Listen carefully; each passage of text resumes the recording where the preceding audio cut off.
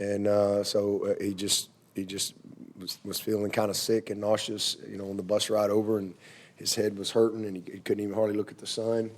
So they took him to evaluate him, and so they're running some tests on him, and it's really all I know right now. I was, literally right after we walked through the Tiger Walk, I get hit with that news. So hats off for Toriano and for Avion and those guys being ready. Again, you sit in the meetings, you're on the practice field, and sometimes you may play, you may not, but you got to be ready for your opportunity. And it was good to see, Pride take advantage of his opportunity today. He made some huge plays. He had some big-time PBUs, some tight coverage. He played clean, and it was hopefully a game that'll really boost his confidence. And he made some really good physical tackles too. I was going to say, talking about the milestone win for you, tying Coach Howard. I mean, it seems every time we get to Wake Forest, your career's intertwined with them, and now you've reached this milestone. It's got to be special. Yeah, I think the last time they scored 12 points, I think I became the head coach the next week. So I remember that well, and I did not know. Tim was telling me that I guess Coach Howard's he tied the record, I think, against Wake Forest, and so same thing. So just kind of crazy, and and I know that that's one of those things that people want to talk about, and I know we had a couple questions this week on it, and it's really not something that I really want to spend a lot of time talking about. I know I need to talk about it, and the significance of it is not lost on me. But I just there's a couple things I would say, and that I think I need to say, and then hopefully we can just move on. But the first thing I would say is, man, it's just a blessing to be a part of it. And most of all, it's a reflection of all the great players, the coaches, the support staff that we've had. And most of all, it's a reflection of team. And really everything great that I've accomplished in life has come through team. I certainly have tried to do my part, but, I truly have stood on the shoulders of giants. I mean, and it's just a blessing to be a part of it. Again, so many great players, so many coaches, our support staff, my family, our administration. It's a blessing, and then it's surreal. I was talking to Mark Herzlich about it. Ironically, he's doing the game today. And I was actually talking to him in my office yesterday. It's so surreal to me to even really process the whole thing, because to me it feels like yesterday that we were loading up to go to BC to try to just win a game. Just trying to win a game. That literally seems like yesterday to me. And then honestly, it's just I can honestly tell you it's not something that I ever dreamed about or ever set out to do. I dream about a lot of things. This wasn't one of them. Never set out to do that. Never even dreamed about doing that. I've just always just tried to put my head down and just keep showing up and just doing my best, one day at a time. And my main goal was and has always been to build a program that competed with uncommon consistency, and a program that built great men. Through the platform of football and education. And listen, the win record is cool to be a part of for sure. But I always say, what matters more than anything is how you win. And that's what I'm most proud of, is how we've won at Clemson. I'm most proud of the 351 graduates that we've had. I'm most proud of the 98% graduation rate that we've had. I'm most proud of the fact that every young man that has come to Clemson since I've been the head coach has had an opportunity through our program to equip themselves as men. They've had that opportunity. And I'm also proud of the fact that every signee that we've had, every single one of them has won a championship. Most of them multiple. I'm really thankful for that. And Coach Howard, As we all know around here, Coach Howard is a Clemson legend, and it doesn't matter how many wins that I may have or finish up here with. There ain't ever going to be another Coach Howard, ever. I mean, he is Clemson, and man, I'm just blessed again because of what he did at Clemson. And I'm blessed because of what all the other coaches after him did, especially Coach Ford. And, and Coach Ford kind of knocking the ceiling off the program, if you will. And I'm just a benefactor of all those that have come before me. And I don't think it's a coincidence. Some people may, but I don't, that of all the coaches in America, I met Frank Howard when I was probably 10, 11 years old at my mom's birthday party at a Holiday Inn. He came to, my dad rented out a party room at the Hoover Holiday Inn. It was big time back in those days to go to the party room at the Holiday Inn. And in comes Frank Howard with Bobby Hayes. Bobby Hayes and Frank Howard were big friends, great buddies. Bobby Hayes was the head of the SWAT team in Birmingham. And back in those days, Alabama always played in Legion Field, especially the Alabama-Auburn game. Even when I first started playing, we played Legion Field. And Frank Howard would always come to that game after Big Thursday in those days. And Bobby Hayes was good friends with my mom and dad. And he would give my dad tickets and my mom. And I don't think it's a coincidence that I met him or that my mom and dad, they had dinner with Frank Howard multiple times. Multiple times. I've got a picture in my office. A couple of y'all have seen it, I think. I've got a picture in my office of my mom and dad having dinner with Frank Howard in Birmingham at Pat James Restaurant. And that's pretty cool. That's pretty cool. I don't think that's a coincidence. I cherish that picture. And there's also no doubt in my mind that God orchestrated all that. And I don't have any doubt in my mind that God called me to Clemson. That's no coincidence to me. And so it's been my calling in life, and it's been God's favor on my life to just have the opportunity to be here. And I also don't think it's a coincidence that Coach Howard got his last win on November 1. And I got my first win on November 1. And I was born November 20th, 1969, 2 days before Coach Howard coached his last game on November 22nd, 1969. So that was almost 54 years ago. And 15 years ago, next Friday, I was named the interim head coach. And all I can tell you is it has been an amazing experience. And, this record is just shared by everybody who's been on this journey and been a part of it for the last 15 plus years. It's just that simple. And I'm 53 now, but I still feel like I'm 40, and I know I still got a lot of years ahead of me. And I'm just thankful for our fans as well, for all their support, for providing us the best, without a doubt, the best home environment in college football. I really appreciate our fans because they've been a huge part of this. And then finally, I want to say thank you to Tommy Bowden, for bringing me to Clemson, to Terry Don Phillips, to President Barker, our board of trustees, for believing in me and giving me the opportunity to work at a great university like Clemson. There's not many people out there that get to work at a place like this for as long as I've been able to work at it. And I'm just really thankful for that and all the people that have been involved. But most of all, I'm just forever grateful to all the young men that chose to be all in and help build what I think is the model player development program in all of college football and one of the most historically consistent programs in all of college football.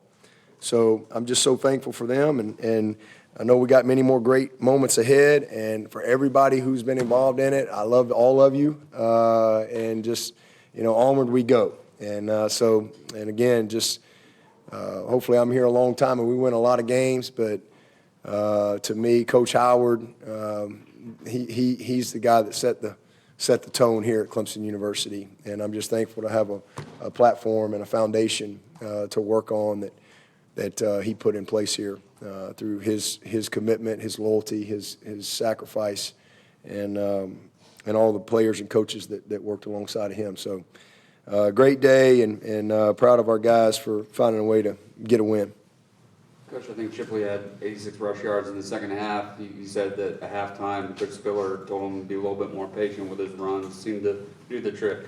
Yeah, we just needed to kind of reset and refocus on some stuff, and then we need to give him the ball. I think he only had 4 carries maybe in the first half, and again, we were behind the chains, and the field position was really bad. We just miscued on some opportunities. It was frustrating. But hey, we settled in. That's why he played 4 quarters.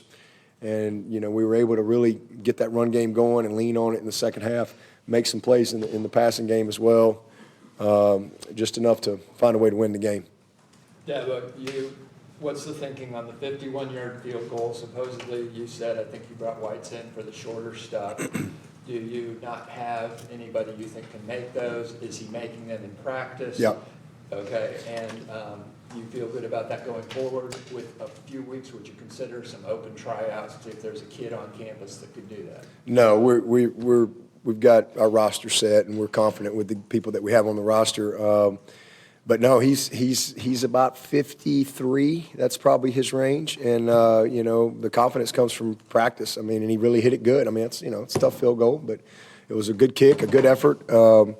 And just was just a little left, but he had a plenty of leg, and so that the thinking was, hey, I think we make it, and I've seen him make it in practice, so just came up a little short. But Robert Gunn has not kicked in 2 weeks. He's been battling he's only kicked on game day for the last couple ball games. He's not kicked at all during practice. He's not kicked a single field goal, so we've been trying to just rest his leg. He's had a little inflammation in his thigh, and he's been sore, but he's just been showing up on game day and bombing it. So he's a guy that, he can make it for about as far as you want, but he's got to get back in the competition. We're not going to run him out there until he gets back to practice, and he's got to go win the job back. But Whitesey's done a nice job, and again made a big kick today and a good effort on the 51-yarder for sure. I think all of White's misses have been left. When he misses in practice, or have they been left, or? A little bit of both. A little bit of both. On that exchange, what happened? Just poor ball handling. Something. We'll see it on tape. We'll see it on tape. But it's period. It's on your quarterback, and it's what we do every day. So we've got, that was a critical error. So. It's got to be cleaner. Coach, you got that week off coming up. How do you plan on using that to your advantage? And second of all, did you wake up and want to twin with me this morning? Say that again? Did I wake up and what? Did you wake up and want to twin with me this morning with a pink blazer? Twitter with you? Twin. Oh, twin. Oh, I thought you said Twitter. I was like, I don't have Twitter. Yeah, I wanted to twin with you today. Exactly. So great. Mine was from Belk about 6 years ago or so, but still going strong. I'm missing a few buttons, though. I realize that. I apologize for that. I have to get some more buttons sewed on there, but I don't even remember what your question was. What was it? Your week off. Oh, the week off.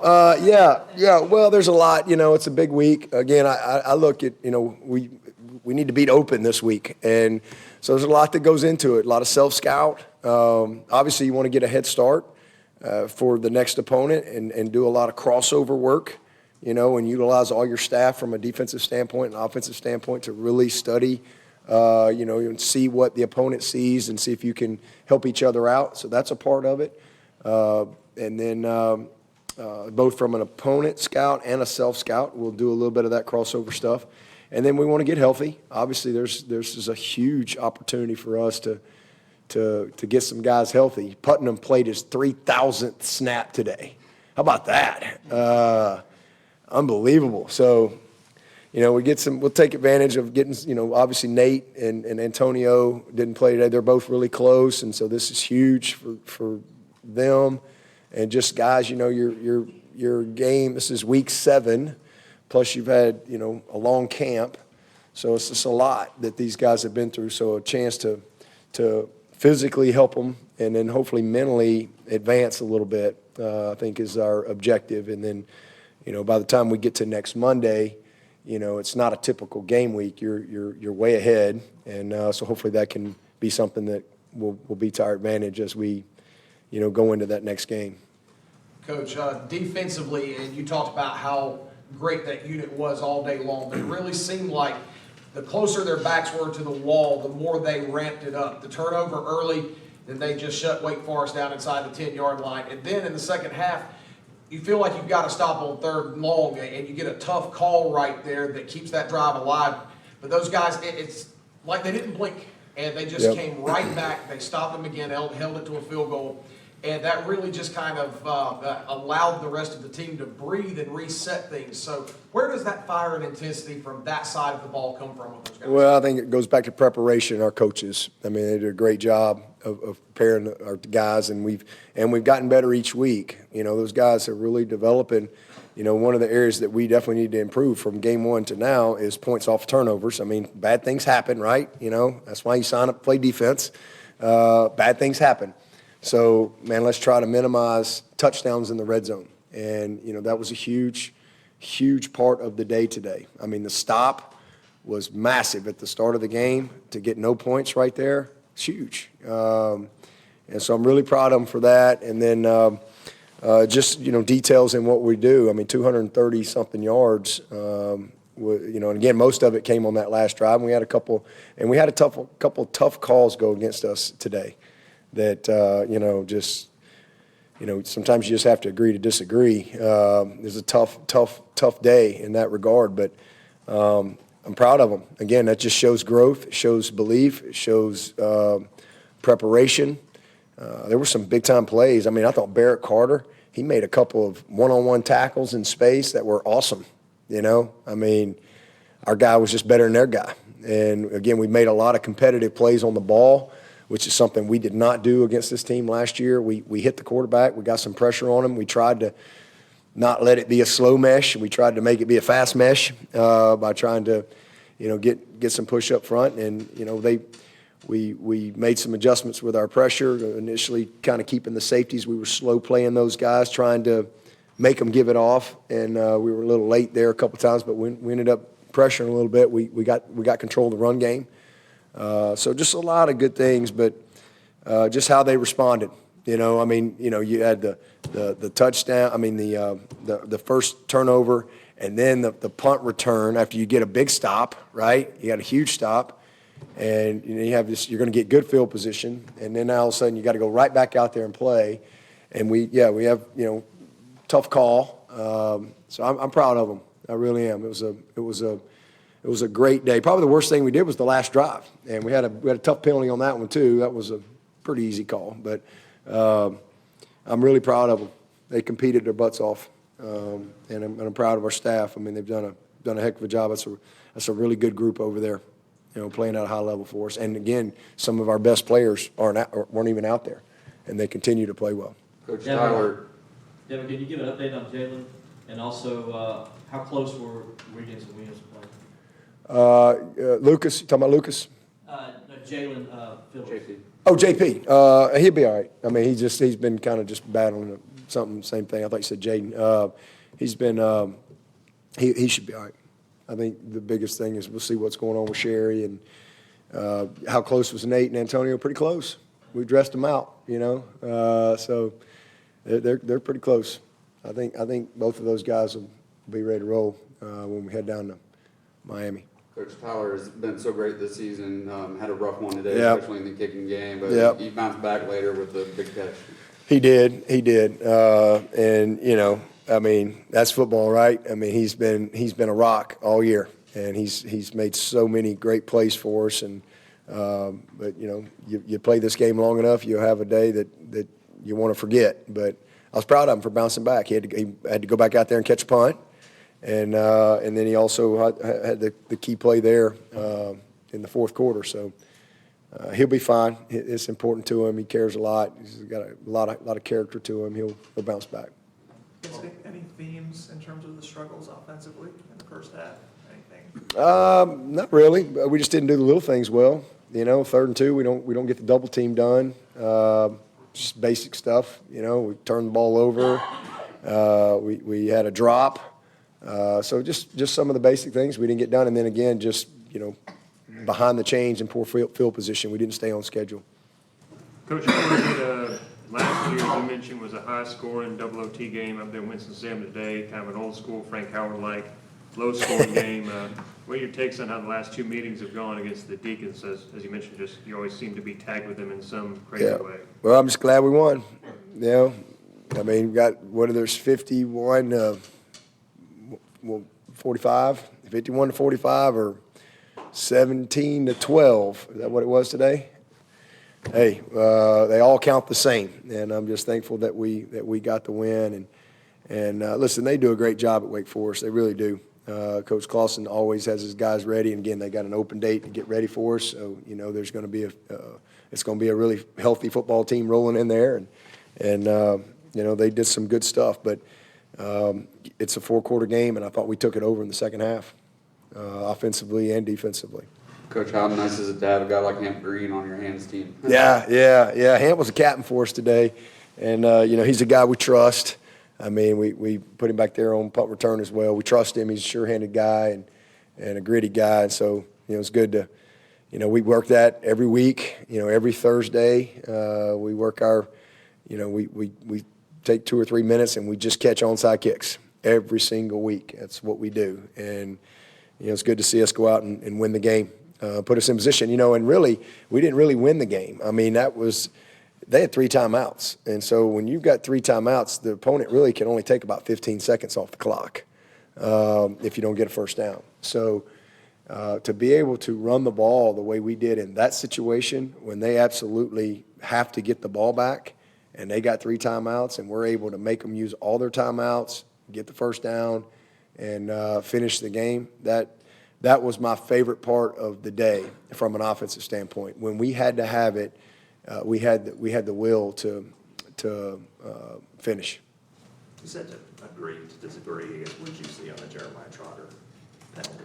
I mean, I'll probably get in trouble if I go into all that, so I'll just plead the fifth on it. But I think I'll plead the fifth on it. Y'all almost coach, I think Rook said postgame, you coach the guys that, once the ball's to a certain point, kind of just lay off the quarterback. How do y'all kind of coach that? I know that's a big point of emphasis, that play. Well, I mean, their offense makes it difficult because, I mean, it's a how we doing? What's the score? Who we watching? Got an update? No,